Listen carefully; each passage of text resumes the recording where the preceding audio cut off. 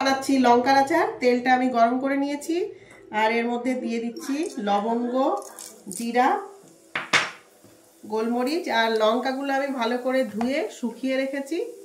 তেলটা গরম করে নিয়েছি, খুব বেশি গরম না, তারপর একটু ঠান্ডা করেছি। এখন একটু গরমের মধ্যে এই জন্য দিচ্ছি যদি কিছু ভিজে ভাব থাকে তাহলে আচারটা সুন্দর হয়ে যাবে। এর মধ্যে একটু ভিজে ভাব থাকলে আচারটা খারাপ হওয়ার হয়, তো ওই জন্য হালকা গরমের মধ্যে দিয়ে দিলাম। এখন আমি দিয়ে দেবো মটরশুঁটিগুলো।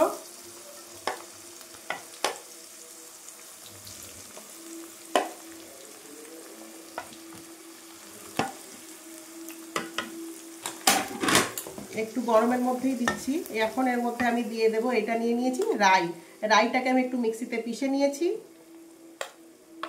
আর এদিকে এটা আমচুরের পাউডার।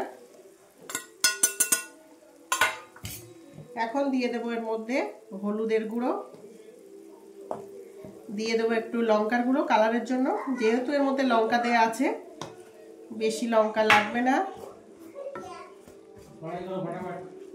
আর আমি দিয়ে দেবো লবণ, একটু লবণটা একটু বেশি লাগবে, 4 চামচ আন্দাজ মতো দিয়ে দিলাম, এই 5 চামচ লবণ। এবার এটাকে আমি মিক্স করে নেব।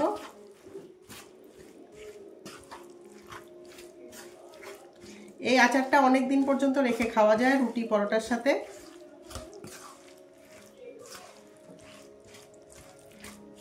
এগুলোকে ভালো করে মিক্স করে তারপরে আমি ঠান্ডা হওয়ার জন্য রেখে দেবো, তারপরে একটা বয়েমে ভরে রেখে দেবো। আপনারা চাইলে রোদ্দুরে দিতে পারেন, না দিলেও হবে। খুব স্পাইসি আচার রেডি। আর এর মধ্যে আরেকটা জিনিস দিতে হবে, সেটা হলো ভিনিগার। ভিনিগার দিয়ে দেবো আমি। ভিনিগারটা দিয়ে এবার ভালো করে মিক্স করে দেব।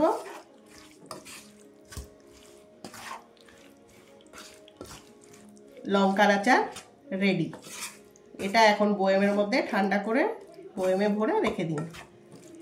বাই।